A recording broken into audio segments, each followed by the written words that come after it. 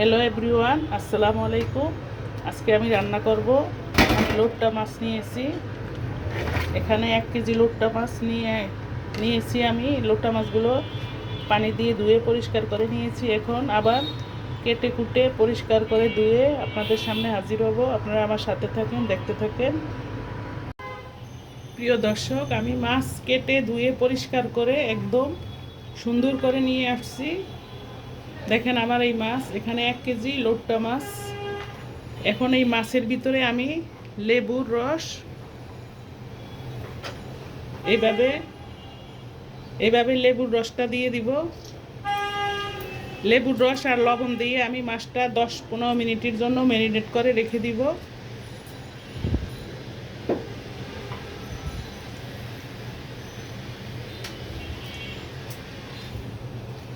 লোট্টা মাছটা এইভাবে আমি যেইভাবে করতেছি, আমার রেসিপিটি ফলো করুন। ঠিক এইভাবে করে খেয়ে দেখবেন, অসম্ভব মজাদার একটা লোট্টা ফ্রাই।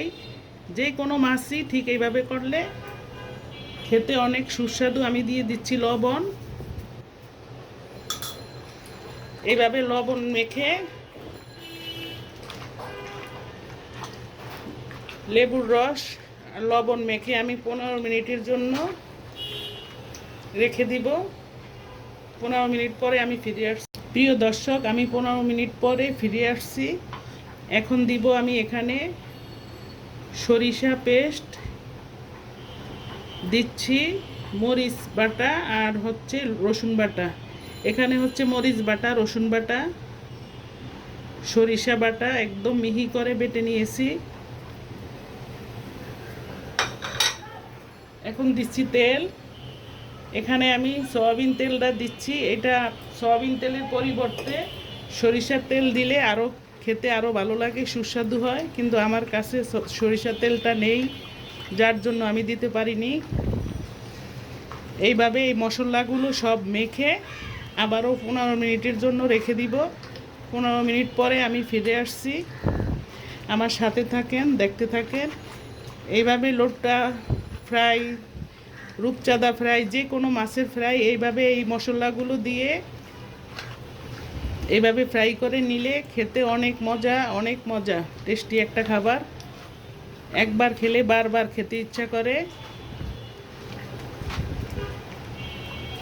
এই 15 মিনিটের জন্য আমি রেখে দিচ্ছি। 15 মিনিট পরে আমি ফিরে আসছি। এখন দিয়ে দিব আমি এখানে ময়দা নিয়েছি, এখান থেকে একটু ময়দা দিয়ে দিব।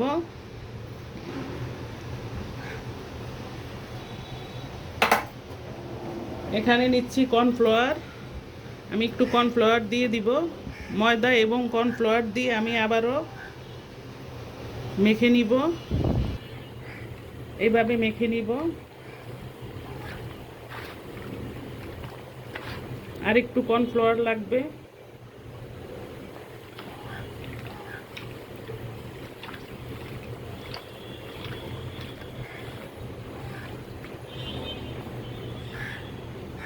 আমি এখানে আরেকটু ময়দা দিয়েছি।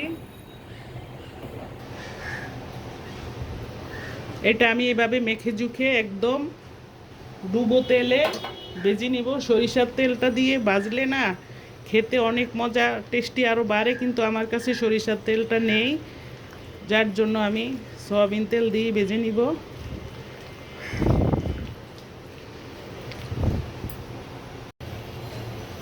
প্রিয় দর্শক, আমি এখানে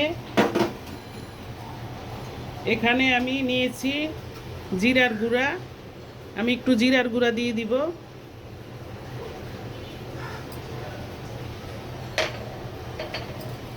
দিচ্ছি একটু ধনিয়ার গুঁড়া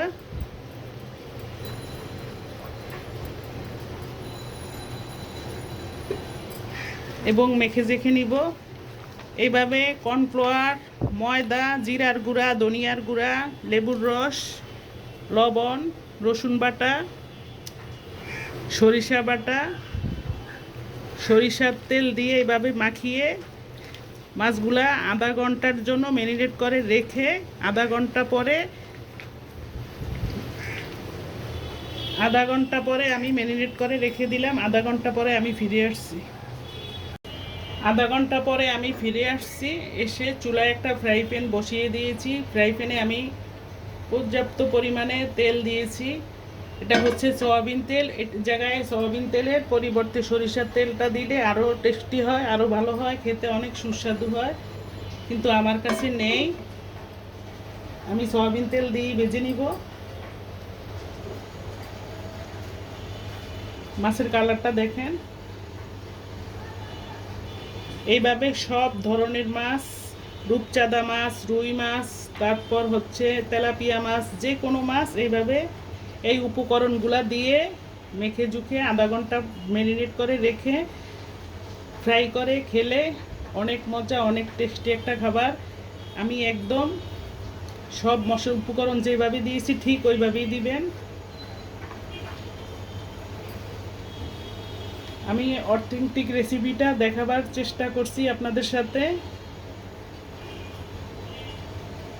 এখন আমি ফ্রাই প্যানে তেলটা আমার গরম একদম টাটকা গরম করে নিব, তা না হলে নিচে লেগে যেতে পারে।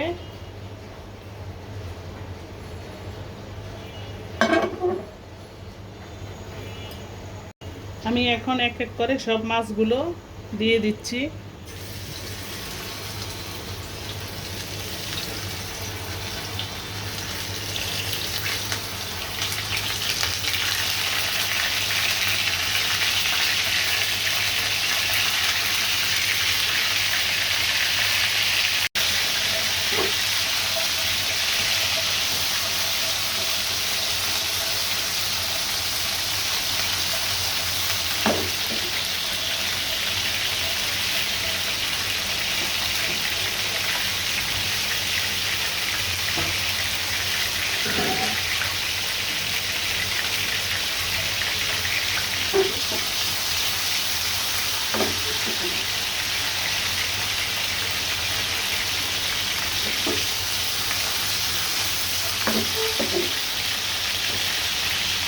প্রথমে চুলার জালটা হাই হিটে দিতে হবে। হাই হিট দিয়ে কিছুক্ষণ ভেজে নিয়ে তারপরে জালটা কমিয়ে দিতে হবে। নর্মালে আঁচটা নর্মাল করে দিতে হবে চুলার। আমি প্রথম এখানে হাই হিট দিয়ে ভেজে নিচ্ছি কিছুক্ষণ পরে চুলার জালটা কমিয়ে দিব।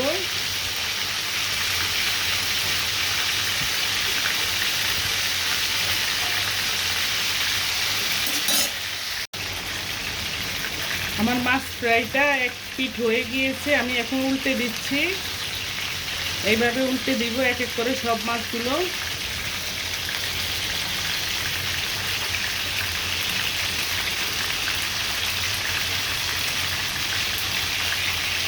প্রিয় দর্শক, আমার মাছ ভাজাগুলো একদম মশমশা করে আমি ভেজে নিয়েছি। এখন তুলে ফেলবো এক এক করে সব মাছগুলো।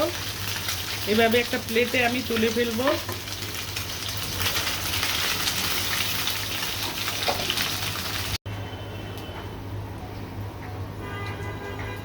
আমি এগুলো তুলে ফেলেছি, আবার দিয়ে দিচ্ছি। এই মাছ ফ্রাইটা আমার ছেলে মেয়ে দুইজনে অনেক পছন্দ করে। আমার দুপুরে রান্না শেষ করে নিয়েছি। হঠাৎ করে ছেলে বলল যে আম্মু রূপচাঁদা লোটটা ফ্রাই করো। তারপরে এখন আমি করে নিচ্ছি ছেলের জন্য। আমরা সবাই খেতে খুব পছন্দ করি। এই ফ্রাইটা খেতে অনেক সুস্বাদু। এ দিয়ে অনেকগুলা ভাত খেয়ে নেওয়া যায়।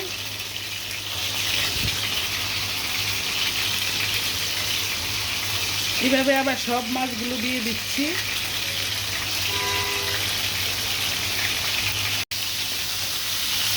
আমার মাছগুলো এক পিঠ হয়ে গিয়েছে, আমি এখন উল্টে পাল্টে দিচ্ছি।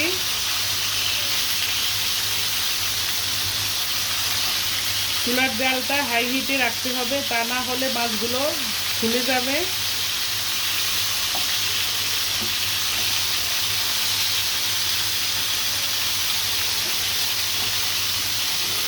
দর্শক, আমি খেতে বসে গেছি। এখানে আমি নিচ্ছি, এটা হচ্ছে ডাল চচ্চড়ি। আমি ডিম দিয়ে ডাল চচ্চড়িটা করে নিয়েছি। এটা হচ্ছে গরুর জুড়া মাংস। এটা হচ্ছে